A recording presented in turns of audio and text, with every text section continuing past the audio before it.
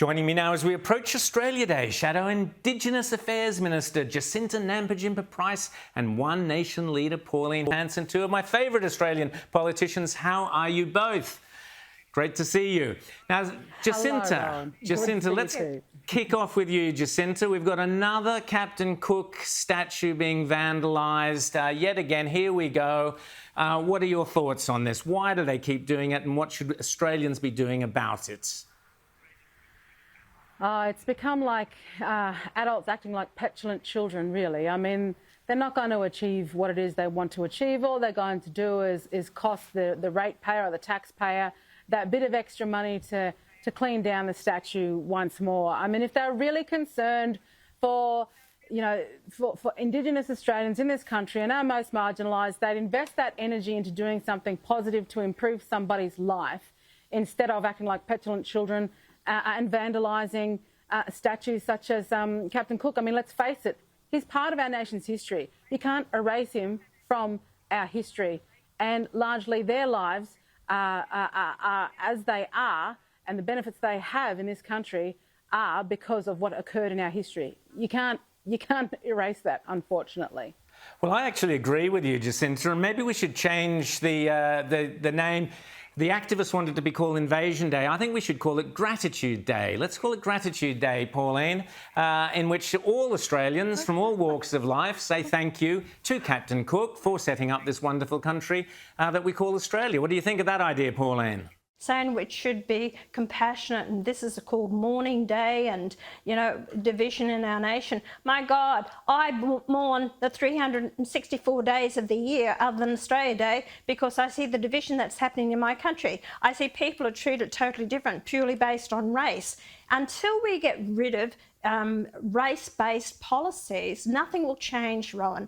Over the years, I've seen it get worse because people who believe they're entitled are actually pushing this agenda of activism and hatred in our society. These people are just got nothing better to do with their time, and until we get rid of that, treat people on an individual needs basis, based on what they need, not race, it'll be a far better country. Well, Jacinta and Pauline, what bothers me particularly is we think of activists, we think of crazy people with balaclavas spraying paint in the middle of the night or whatever. But the real problem for me is our education system. Have a listen to typical young students and their thoughts on Australia. Have a listen to this. The Australia Day Awards, I believe, are not inclusive. They're celebrated on a date that for the Palawa community and the wider Aboriginal community is a day of mourning. For some, it's a day of celebration, it's a survival day, but for us here in Lutruwita, it's a day of mourning, and that's not something that we take lightly. Hi everyone, my name is Alyssa, I'm the UQ Labour Club Secretary, and I'm also a proud Gomeroi woman. This January 26th, the UQ Labour Club is standing in solidarity with First Nations communities by joining the Meanjin Invasion Day rally and march. So, Jacinta, how did these young kids who should be concentrating on a great future for themselves in the best country in the world, why are they speaking this rubbish? They're speaking this rubbish because the colonial institutions that they belong to have been taken over by ideologues who don't have a clue about the real plight of our most marginalised. I implore those kids, go out to a remote community. If you can, spend a night in a town camp and understand how privileged you young people are, because this country, there were those that went to war for their freedoms to an education which they are now being indoctrinated into and not learning exactly what it means to be proud to be Australian, or the fact that they are incredibly lucky. And you know what? Do us all a favour, young people. Appreciate what you have, because there are those that don't have what you do have. There are young people in nations on the other side of the world that do not live in these democratic freedoms and do not have the opportunity to whinge about a country that provides everything for you. That's what I've got to say to them, and I think those institutions need to do a hell of a lot better because they're failing our kids at education. If they look more broadly on the global scale, we are failing our kids in terms of education. They need to do much better.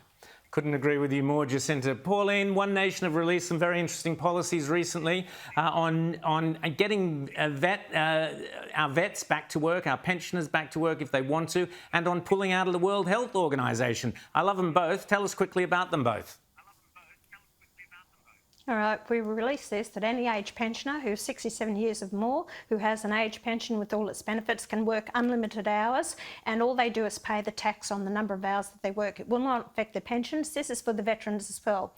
During COVID, we lost so many skilled people in the healthcare professions, you know, doctors, nurses, ambulance drivers, paramedics, teachers, policing, all the rest of it because of COVID. I want them back in the workforce. Stop bringing in migrants from overseas. I'm sure that a lot of older Australians would dearly love to work to help them with the cost of living. This will actually help our economy, help them with the cost of living, and don't penalise them because they're out there working. Whether they want to do 5 hours or 40 hours a week, that's your choice. It won't affect your pension. Absolutely. But also put on top of that, Rowan, and get out of WHO, because in September 23, we put $100 million towards WHO. This is an organisation that propped up and supported China, Wuhan, over the COVID.